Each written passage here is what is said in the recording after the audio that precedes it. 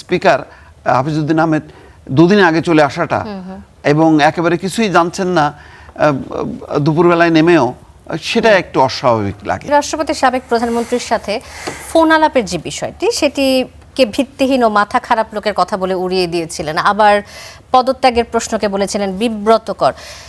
BNP ও সরকারের পক্ষ থেকে কোনো ধরনের স্টেটমেন্ট কিন্তু আমরা পাইনি, স্পষ্ট করা হয়নি যে ঠিক কী কারণে পদত্যাগ করতে হচ্ছে রাষ্ট্রপতিকে। স্পিকার তড়িঘড়ি করে দেশে ফিরেছেন, আপনি যে কথাটা বললেন, সরকার ও রাষ্ট্রপতির পক্ষ থেকে যে লুকোছাপা, এটি প্রবণতাটা কেন আসলে লুকোছাপা কেন? এই রহস্যটা সেখানে। এখন যে লন্ডনে যে ফোন আলাপ, আচ্ছা লন্ডনে এটা ফোন আলাপ যদি করেই থাকে, আমি ধরে নিলাম তর্কের খাতিরে, তো সমস্যাটা কোথায়? রাষ্ট্রপতির এখন যা তার অবস্থান যেটা এবং বাংলাদেশের রাজনৈতিক প্রেক্ষাপট যেখানে, সেখানে কি শেখ হাসিনা বলতেন আপনি দেশে যান তাড়াতাড়ি, দেশে যে তার মানে এমার্জেন্সি ডিক্লেয়ার করেন? এই অবস্থাটা কি আছে? রাজনৈতিক পরিস্থিতি সেটা অ্যালাউ করে না। আকিজ এসেনশিয়াল সরিষার তেল, স্বাদে ঘ্রাণে সেরা। তো সুতরাং যদি করেও থাকে, এটাকে খুব একটা গুরুত্ব দেওয়ার ইয়ে নেই।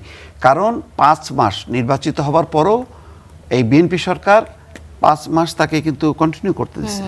যদি এত আতঙ্ক থাকতো শাহাবুদ্দিন সাহেবকে নিয়ে, তাহলে তো আসার পরপরই আগে এই করতে, ভাই রাষ্ট্রপতি তাড়াতাড়ি সরানো দরকার, নতুবা তো কখন কি ঘটায় ফেলে বলা যায় না।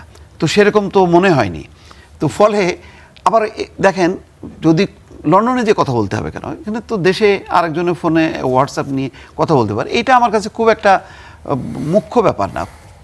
কিন্তু কোনো একটা ব্যাপার আছে, সেই ব্যাপারটা আমরা আসলে সেখানে যাইতে পারতেছি না। কারণ সরকার যেভাবে স্বাভাবিকভাবে সব কিছু দেখানোর চেষ্টা করছে, কিন্তু মানে শেষ মুহূর্তে এসে ওই যে স্পিকার হাফিজউদ্দিন আহমেদ দুদিন আগে চলে আসাটা এবং একেবারে কিছুই জানছেন না দুপুরবেলায় নেমেও, সেটা একটু অস্বাভাবিক লাগে।